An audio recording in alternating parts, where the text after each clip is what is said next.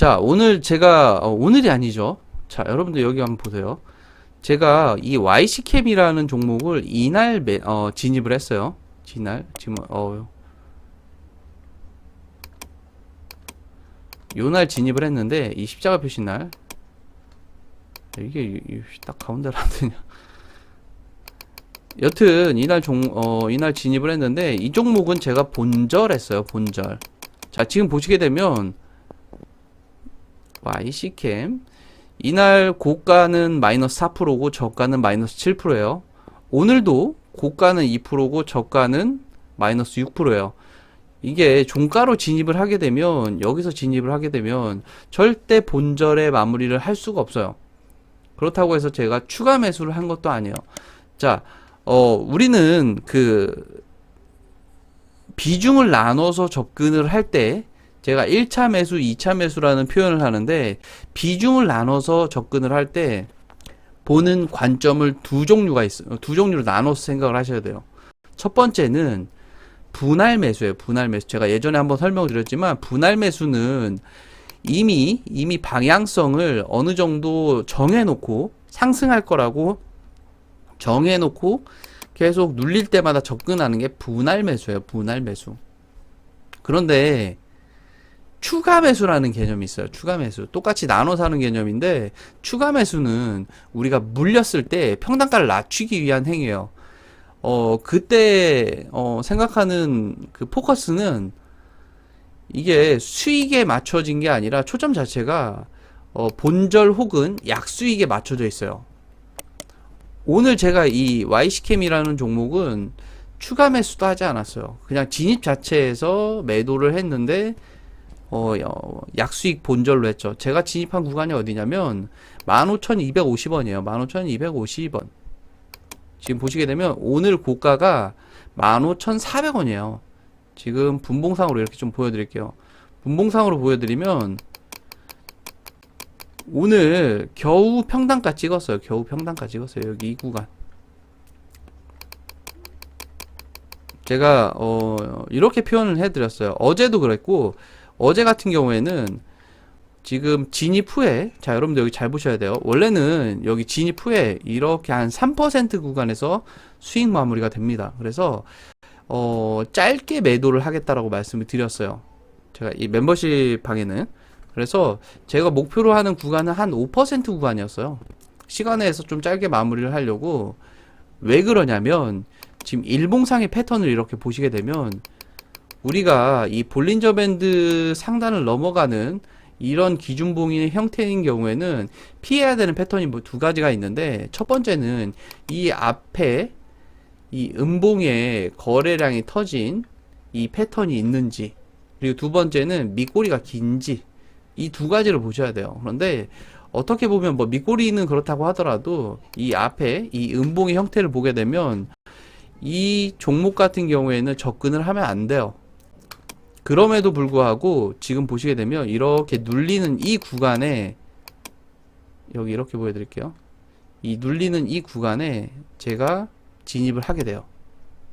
여기 이 구간에 진입을 해서 이렇게 상승 구간이 나옵니다. 그래서 종가로 접근을 할지 아니면 시간에서 접근을 할지 좀 고민을 하고 있는데, 종가 자체가 이게 한 3% 구간이라서 조금 애매한 구간이라서 조금 봤는데, 이 다음날 시가 자체가 마이너스 5% 구간에서 시작을 해요. 그래서 제가 이런 얘기를 했어요. 본절 구간에 걸어두고 추가 매수는 하지 않겠습니다 라고 표현을 합니다.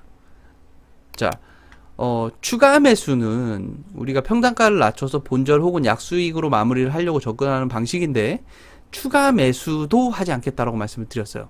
그 이유가 상승 그런 혹은 기술적 반등 자체가 굉장히 나오기 어려운 패턴이라서 제가 추가 매수조차 하지 않은 거예요. 그래서 이게 1차 매수만 했기 때문에 매도를 하고 한 3% 범위 내에 손절을 하더라도 지금 이번 달 한 10번 정도 평균적으로 한 5에서 6% 수익 구간을 잡아놨기 때문에 손익비상으로는 10번 중에 한 번 손절을 한 거예요. 그래서 9번 수익이 난 거죠. 이해되시죠? 그래서 그 손익비를 고려를 하더라도 손절하면 되니까 추가 매수하지 않고 여기 대기를 하고 있었는데 9시 반 이전에가 변동성이 그나마 제일 좋은 구간이라서 이때 이 윗구간까지 이 매물대를 뚫기 위한 시도가 나오지 않는다라면 그 이후에는 손절을 하려고 했어요. 그래서 지금 이 구간이 잘 나와서 본절로 마무리를 했고요. 그리고 한 종목 또 있어요. 오늘 제가 플레이디라는 종목을 진입을 했는데 이게 1분봉으로 좀 보여드릴게요. 이게 선이 너무 지저분해가지고 지금 보시게 되면 1분봉상으로 제가 진입한 구간은 9,300원 구간이에요. 여기 이 구간. 여기 이 구간에서 진입을 했다가 이렇게 반등 나오는 이 구간에서 한 7% 구간에서 수익 마무리를 했어요.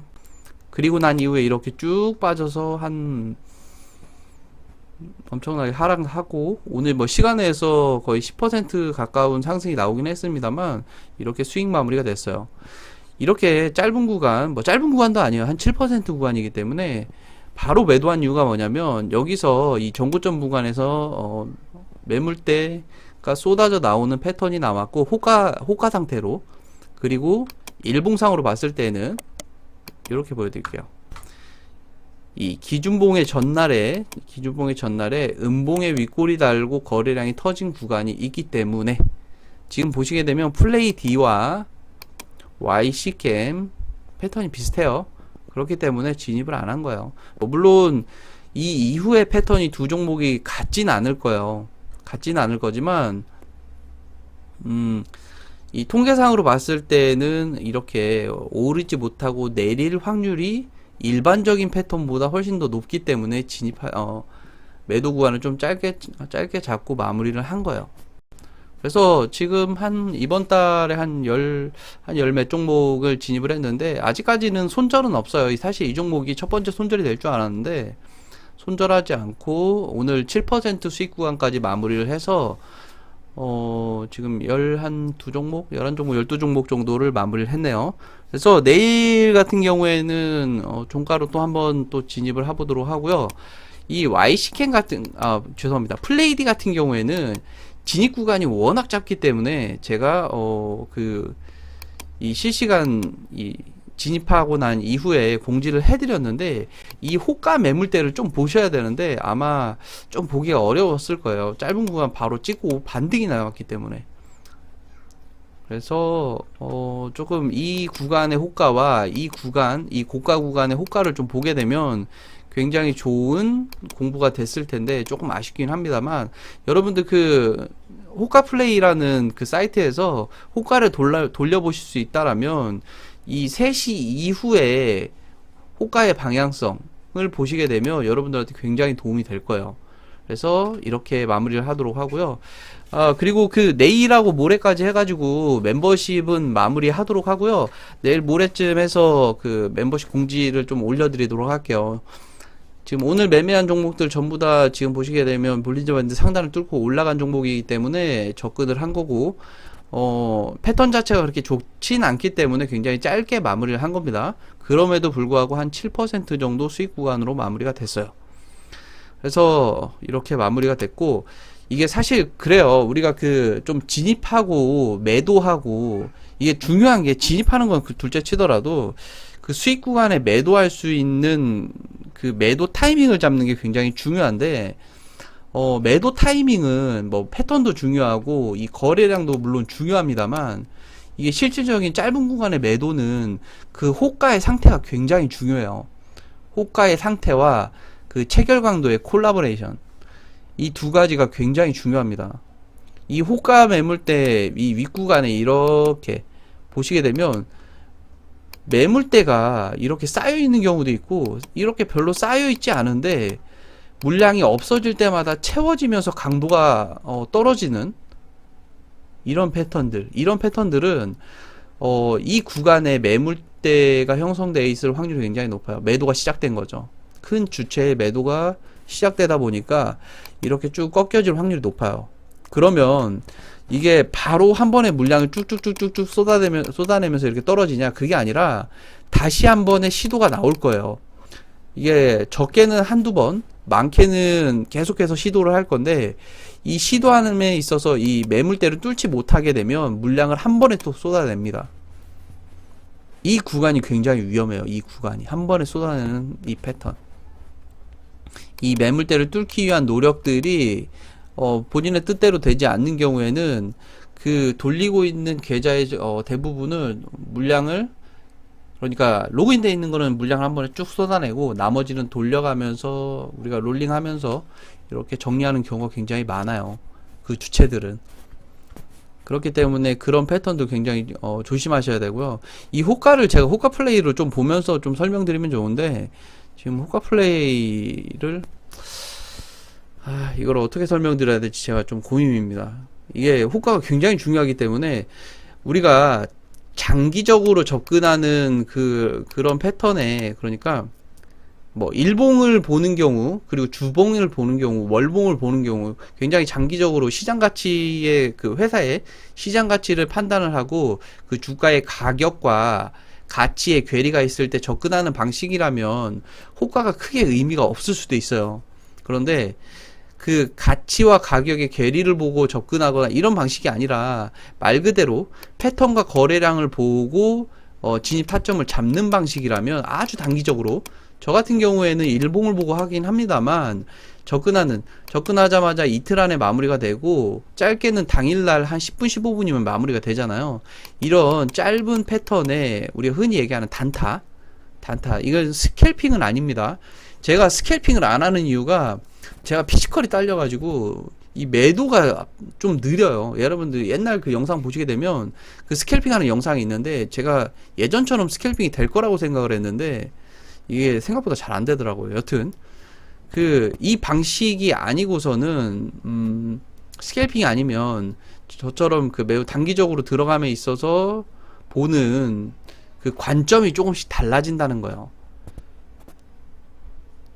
이 매도 타점은 그 장기적으로 보시는 분들은 그 시장 가격과 가치가 비슷해지거나 오히려 역전될 때 가치가 떨어질 때, 그러니까 가격이 과대평가됐을 때 매도를 하겠지만, 이렇게 단기적으로 접근하는 것들은 그 호가의 매물대만으로도 판단을 해서 매도하는 경우가 굉장히 많기 때문에 저 역시 그렇게 하고 있고요.